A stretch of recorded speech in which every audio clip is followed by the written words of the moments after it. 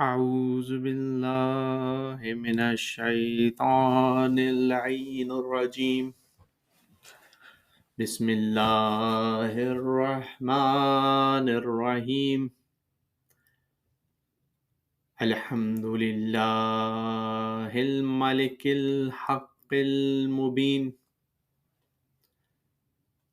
رب اشرح لي صدري ويسر لي أمري واحلل عقدة من لساني يفقهوا قولي اللهم صل وسلم وزد وبارك على النبي الأمي العربي الحاشمي القرشي المكي المدني صاحب الوقار والسكينة المدفون بالمدينة العبد المؤيد ورسول المسدد المصطفى الأمجد المحمود الأحمد أبي القاسم محمد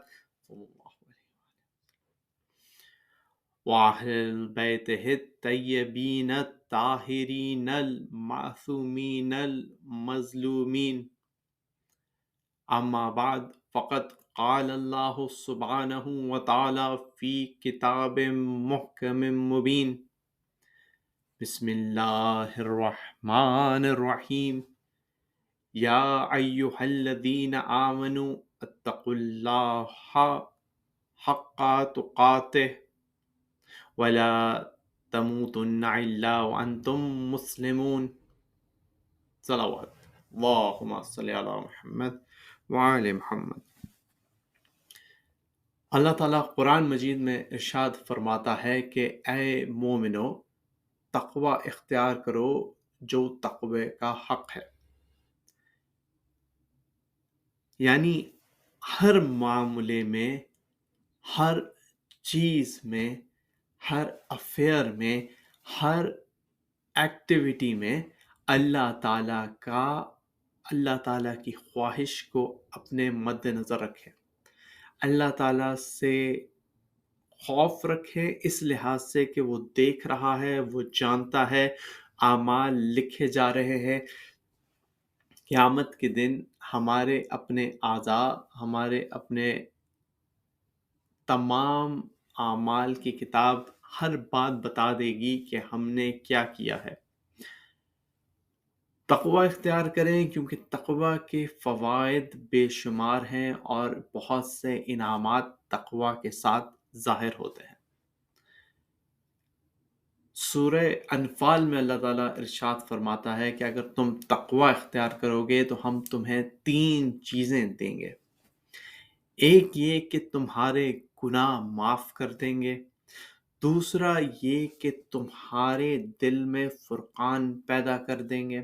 فرقان سے مراد یہ کہ تمہیں حق اور باطل کے درمیان فرق کرنا آ جائے گا، اور تیسرا یہ کہ ہم تمہیں فضل عطا کریں گے۔ اب انسان اعمال جو کرتا ہے زندگی میں وہ 2 ہی طرح کے ہوتے ہیں۔ ویسے تو اگر آپ دیکھیں تو 5 طرح کے اعمال ہیں، لیکن 2 پرائمری کیٹیگریز ہیں۔ ایک ہے حلال، جائز، ثواب جو الاؤڈ ہے، اور دوسرا ہے ناجائز، حرام جس کا عذاب ہے، گناہ ہے۔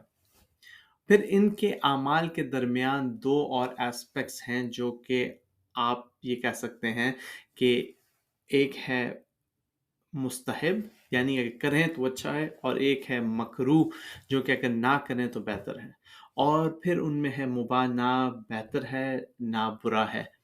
لیکن ایسنشلی اس ڈفرینسیشن کو کون بتائے گا؟ یہ ڈفرینسیشن آپ کو پتہ چلے گی جب آپ کا دل بولنا شروع کرے گا کہ کیا صحیح ہے، کیا غلط ہے، کیا ثواب ہے، کیا گناہ ہے، کیا حق ہے، کیا باطل ہے۔ اور یہ جو ڈفرینسیشن ہے، یہ فرقان، اس ڈفرینسیشن کو فرقان کہتے ہیں۔ تو اللہ تعالیٰ اگر آپ تقوی اختیار کریں گے، آپ کو دل کو بتا دے گا کہ صحیح کیا ہے، غلط کیا ہے، اور آپ غلط سے بچ جائیں گے، صحیح کی طرف جانے لگیں گے، کیونکہ اللہ تعالیٰ آپ کو قوت عطا کرے گا کہ آپ صحیح کی طرف جائیں۔ اب جب آپ صحیح کی طرف جانے لگیں گے تو انسان ہے، انسان سے غلطی ہو سکتی ہے، معصوم ہے نہیں، معصوم ہے نہیں تو غلطی کی وجہ سے گناہ ہو سکتے ہیں، لیکن اللہ تعالیٰ نے کہا کہ اگر تقوی اختیار کرو گے تو گناہ محو کر دیں گے۔ یعنی کہ ایک تو پتہ چل جائے گا کہ صحیح کیا ہے، غلط کیا ہے، صحیح کی طرف جاؤ۔ اگر غلطی سے پاؤں پھسل جائے اور گناہ کبیرہ نہ کیے اور غلطی ہو جائے، گناہ ہو جائے، تو اللہ تعالیٰ معاف کر دے گا۔ اور تیسرا یہ کہ اللہ تعالیٰ اپنی طرف سے فضل عطا کرے گا۔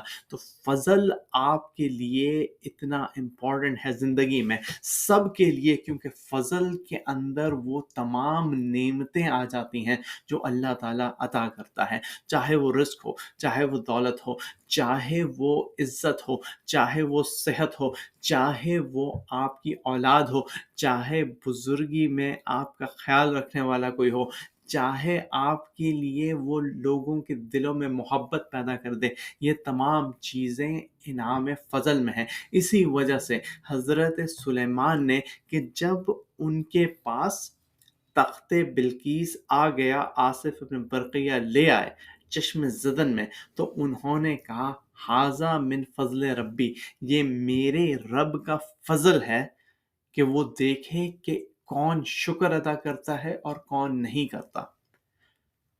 یعنی کہ اگر ہم تقوی اختیار کریں گے تو ہمیں یہ 3 فوائد ملیں گے۔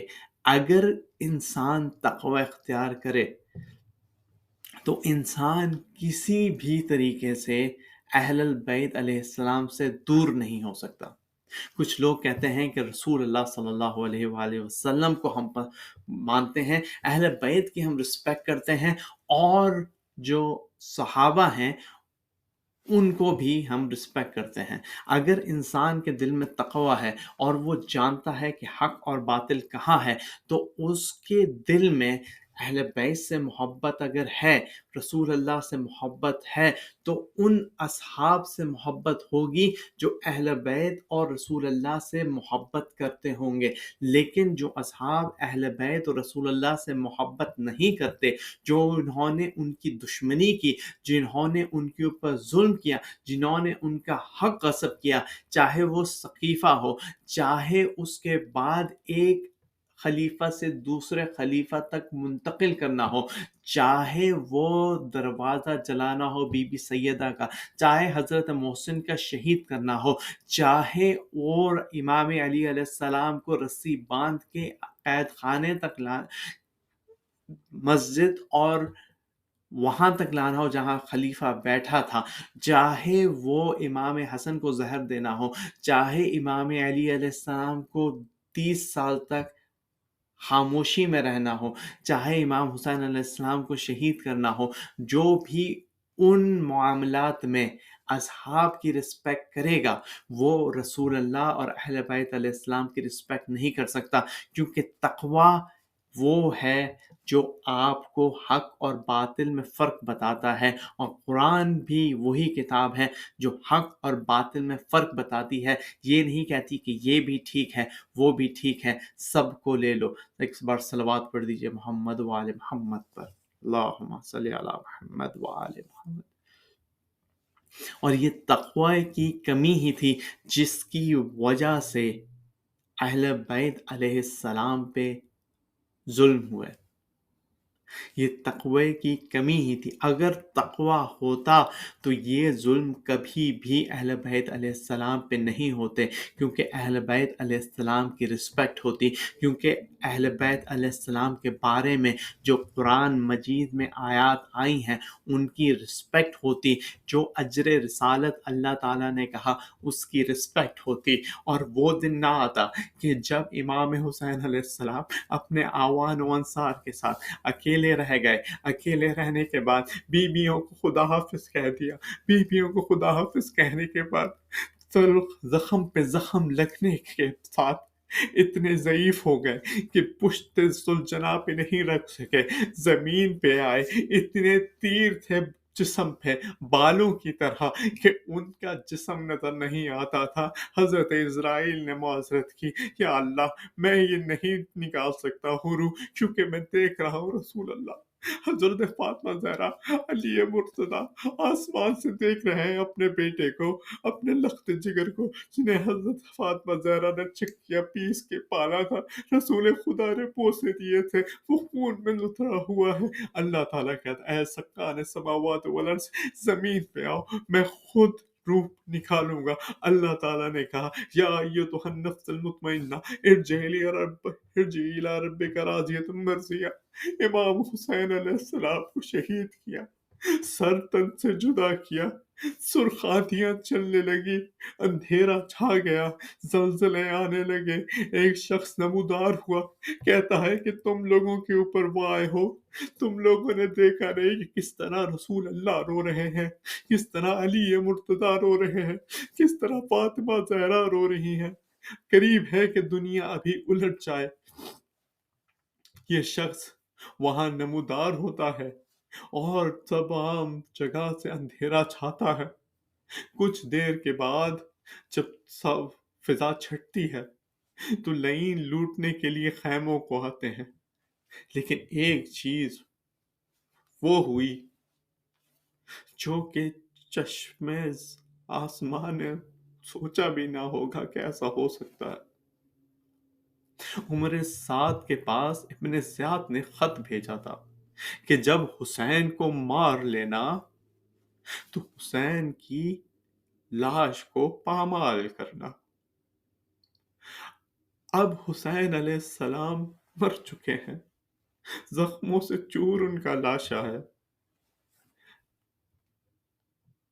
उमर साद ने कहा कि कौन है जो हुसैन की लाश को पामाल करे। 10 सवार रिवायतों में मिलता है वो आगे बढ़े, पहले नालैन बंदी हुई घोड़ों की और फिर उन्होंने इमाम हुसैन की लाश पर घोड़े चलाने शुरू किए।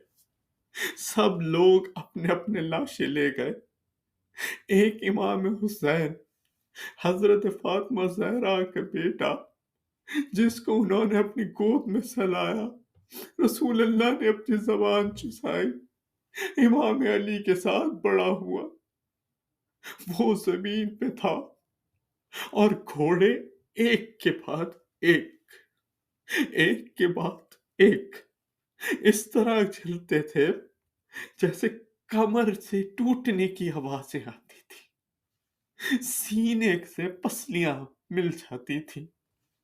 इन लोगों ने कहा कि हमने वो मासियत की इब्ने ज़ियाद के दरबार में कि हमने लाश को पीस दिया जैसे गेहूं चक्की में पीस दिया जाता है। रिवायतों में मिलता है कि पहली बार तो पीस दिया, फिर दोबारा कोशिश थी कि इस तरह पीसो कि लाश का नाम और निशान खत्म हो जाए। हजरत फिजा ने कहा कि बीबी हजरत ज़ैनब एक रसूल अल्लाह का आजाद करदा गुलाम था। वो एक दफा दरिया में जा रहा था कि दरिया में किश्ती टूट गई। किश्ती टूट गई तो एक जजीरे पे पहुंचा और उस जगह के ऊपर जिस साहिल पे पहुंचा वहां पे एक शेर था। उस गुलाम ने कहा कि मैं रसूल अल्लाह का आजाद करदा गुलाम हूं, मुझे कुछ ना कह। उस शेर ने जैसे ही नाम रसूल अल्लाह सुना, उसने उसको रास्ता दिखाया और वो वापस अपनी जगह पे पहुंच गया।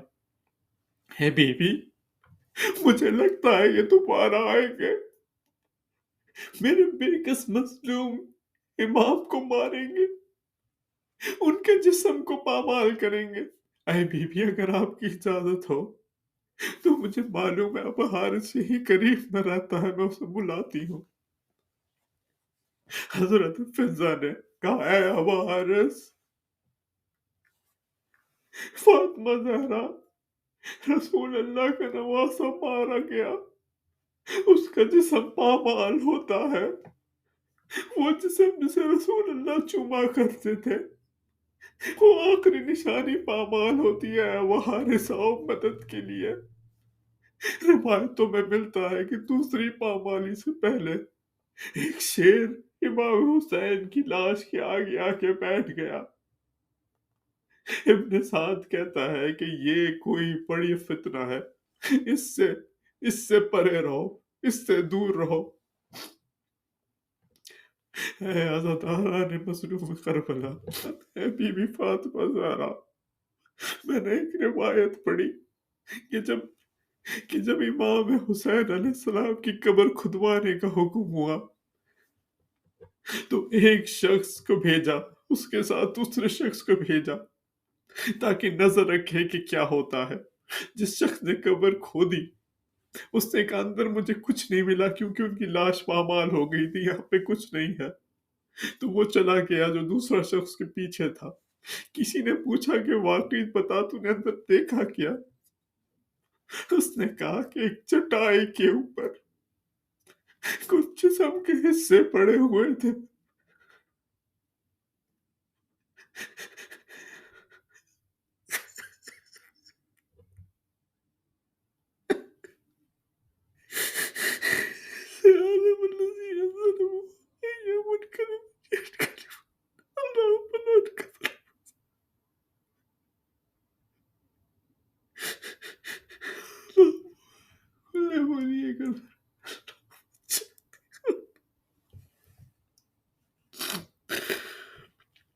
اللهم لا قتلة الحسين وأولاده